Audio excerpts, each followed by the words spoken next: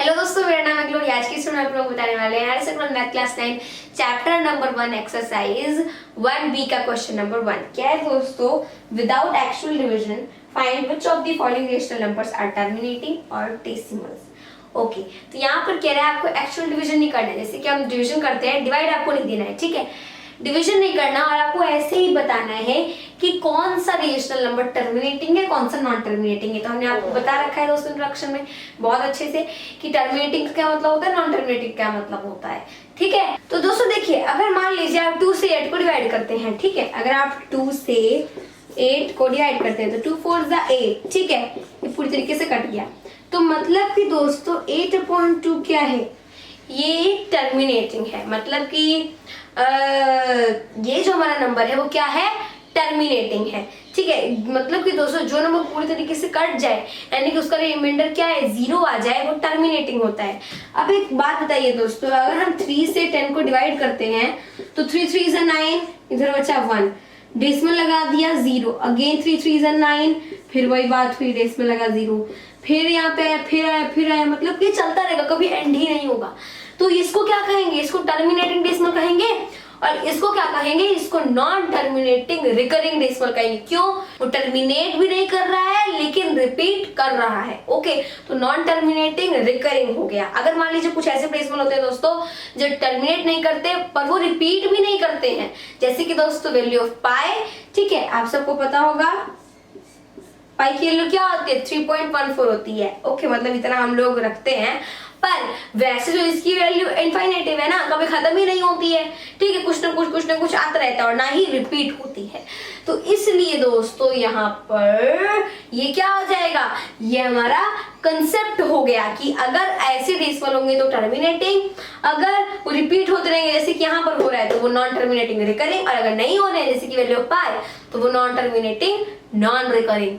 तो इस तरीके से ये तो डाउट क्लियर हो गया। वापस अगले पेज पे चलते हैं। तो यहाँ पर एक रूल होता है जो कि मैंने आपको इंट्रोडक्शन में बताया था कि कोई भी रेशनल नंबर तभी टर्मिनेटिंग होता है जब उसका जो डिनोमिनेटर यानी कि जो उसका जो क्यू है उसका फैक्टर सिर्फ 2 हो या फिर 5 हो। मतलब कि उसका फैक्टर सिर्फ 2 और 5 हो, तभी वो नंबर क्या होता है? रेशनल नंबर टर्मिनेटिंग होता है। चलिए दोस्तों करते हैं, यानी कि ये जो 80 है इसका फैक्टर 2 या फिर 5 आना चाहिए, ठीक है। 2 और 5 आना चाहिए, इसके अलावा और कोई नंबर नहीं आना चाहिए।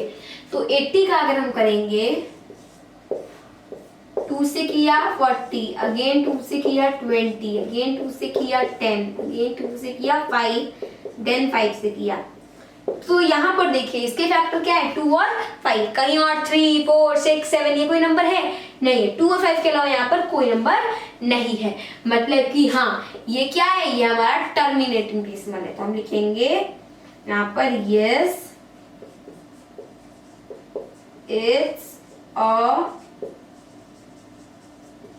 Terminating rational number.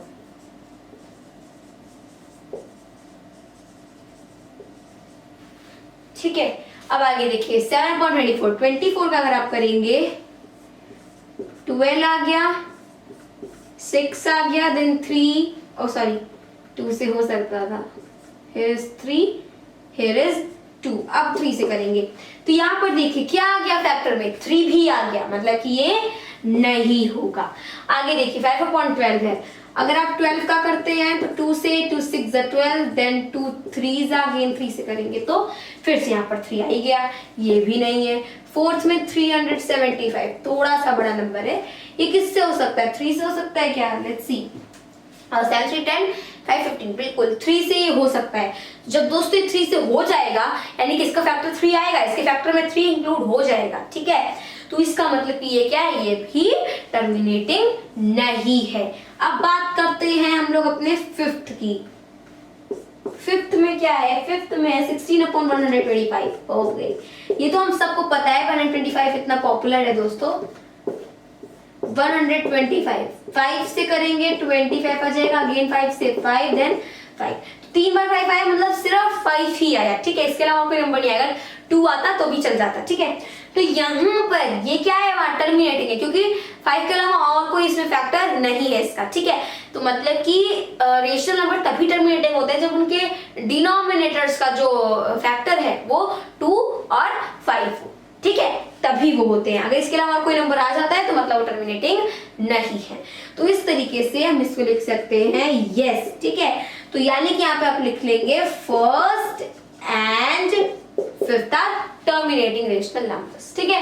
Question 1 is solve. मिलते हैं अगले वीडियो में, तब तक के लिए मैं सब तरफ से जय हिंद जय भारत।